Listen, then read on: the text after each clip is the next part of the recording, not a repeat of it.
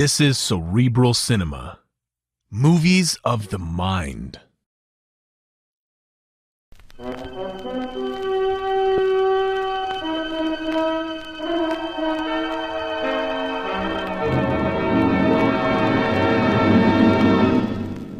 I have been here.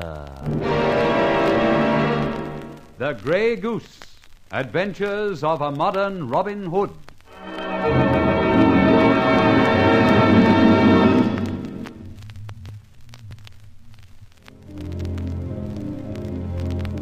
I am, of course, rather fed up that bashers who indulge in robbery with violence are planting grey goose feathers on the scene of their crimes.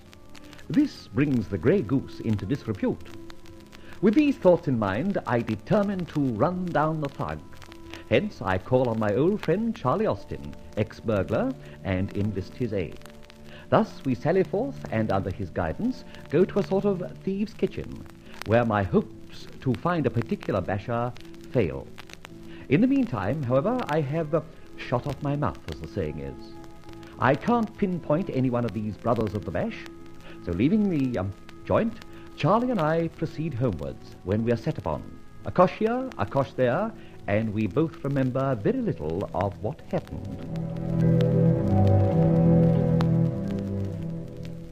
Oh, my head. My hat, what hit me? Oh, what happened to Charlie? That you, Mr. Hicks? Yes, it's I. How do you feel, boss? Terrible. How's it with you? Oh, blimey. Oh. My head feels like the bottom Brussels sprouts in a case of a tan. Oh, I say we took a bashing. My word, we did. Why, do you think? Why? Cool blimey, Gov. Did a big bit of talking in that outfit. Well, of course I did. I wanted to see some reactions among those fellows when I mentioned the Carrick Hotel and Linden Hall. What do you get? Just nix. True. And some of those boys who didn't like the trend of our conversation followed us and donged us. Here we are. Stuck down to some cold floor with medical tape. Can't even move an eyelash. Too true, Charlie. Very sorry I've got you into this. Got any ideas where we are? Not the faintest. Reckon we might be under the premises, though. At any rate, too cold for my liking. You know what I think? No. I believe James has put our pot on. James? Oh, the waiter chap. Waiter nothing. James is in every lurk there is, I'm telling you. Any idea who slugged us? Not yet. But, boss, you were terribly interested with all that info about those places you'd got the lowdown on. Purposely. However, I missed out and didn't catch my fish, the basher I was after. You see, I mentioned places, facts, and not one of those boys reacted. Maybe there were others who overheard you. You think that? Then that's why we're here, Charlie. Well, now what? Well, uncomfortable as we may be, there's nothing we can do just now, except see if we can't get the binding tape off. And, of course, hope for the best when someone pays us a visit. Bound round like this, we look like a couple of mammies. Mummies is the word, Charlie. Here they are, Sam. 2 birds, trussed and regular for the frying. They're beauties, eh, James? Yeah, both yours, Sam. I reckon you got your say coming. I have, too. Now listen, you, Jack Hill, you call yourself. Me? Yes, you. You shot your mouth off tonight. Yes. Yes. I didn't join the party, but I did hear you bragging. Bragging? Yes, bragging. You even told the boys you was at Linden Hall. You bashed the caretaker. You was at the Carrick Hotel. You bashed the night porter. That's so. And I got other lays which I'm willing to share. Oh, yeah. You don't know nothing of Linden Hall or the Carrick Hotel or 1 or 2 other places I could mention. How do you know? Because I... Who's calling me a liar now? You was nowhere near them places and you know it. So don't say it was you. I tell you... Shut up. You couldn't pull stunts like that. Cripes, you haven't got the pluck. Shut up. I'm telling you, you're wading too deep in matters that don't concern you. And you're gone so deep, I reckon it's time you was knocked off, see? Are you going to do it? Who are you, anyway? Everybody knows me, Sam Burnett. Does that ring a bell?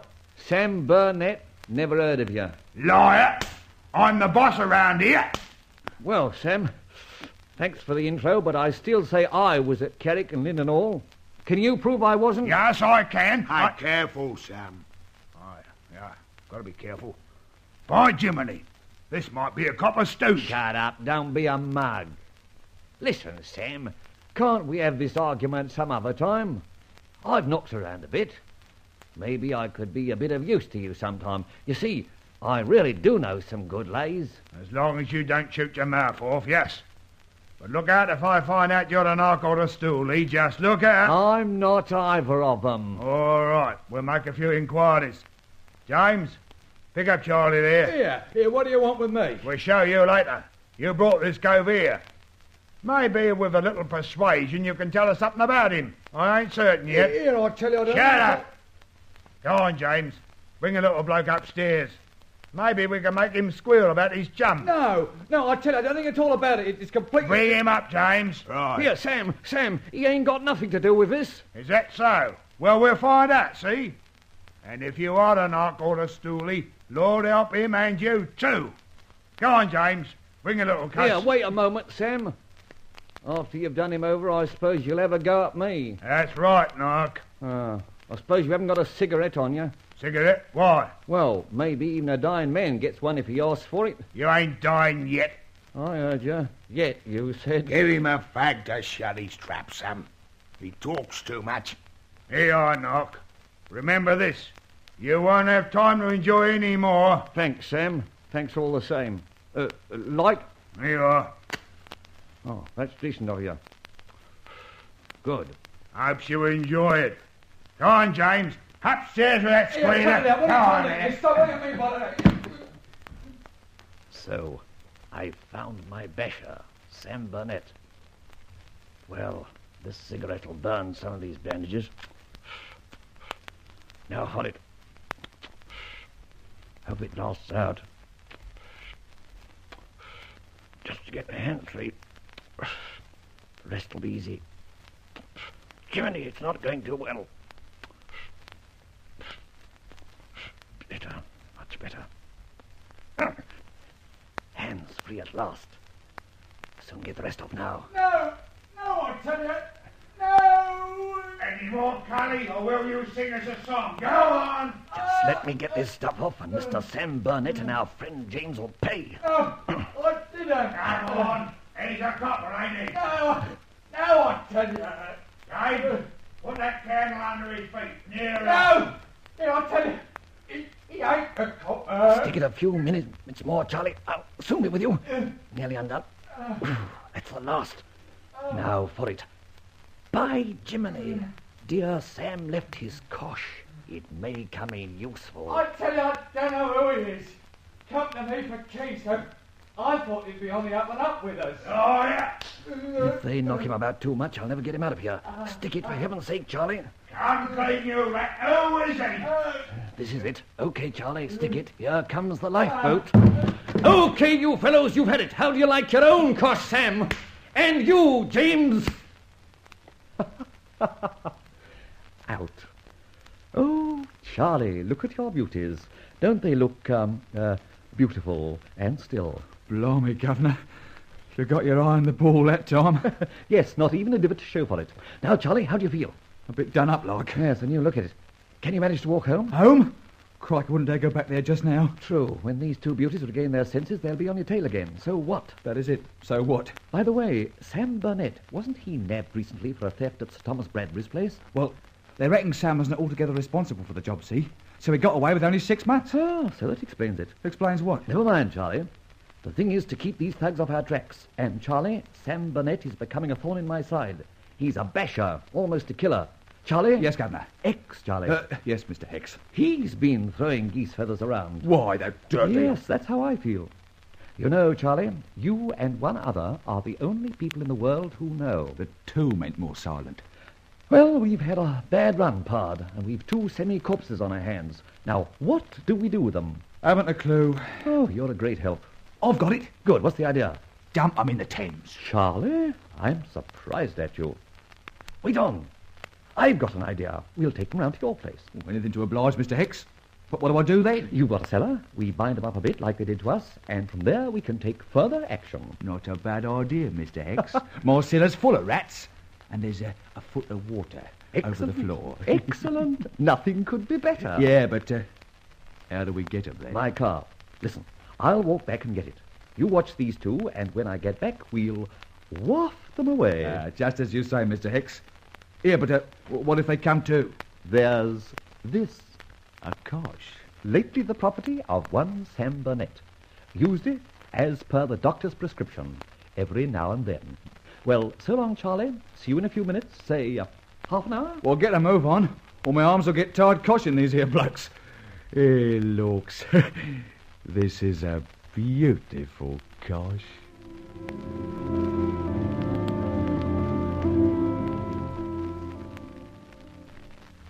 What's on, Rowley? Just this.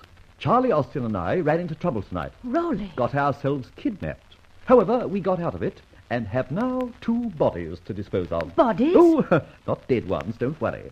We're moving them to the best of our ability. I'm taking the car down to the address and shunting them to Charlie Austin's place in Arcot Street. Got it? You know the place? Check. Now, listen, if anything happens and I don't show up in 2 hours, take your jalopy down there and see what you can do. Nothing you can tell me? Nothing. I don't know anything. But one thing. Look out for our old friend Sam Burnett, and then go by events. If we're not there, go to number 17 Latimer Street. Right. You can depend on me. Good.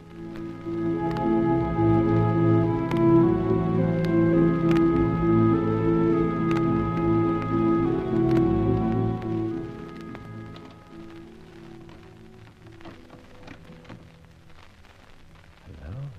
Very quiet. I fancy the nightclub must have packed up.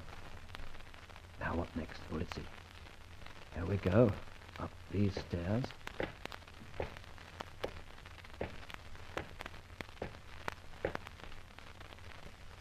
Funny.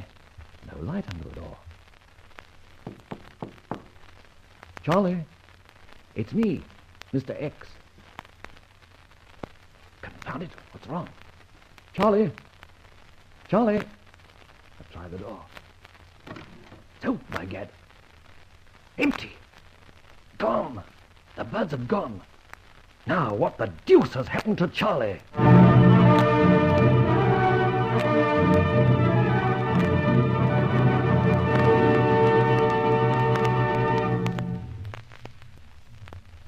Now what? Can we depend on Rowley Fletcher to find a way out of this quandary?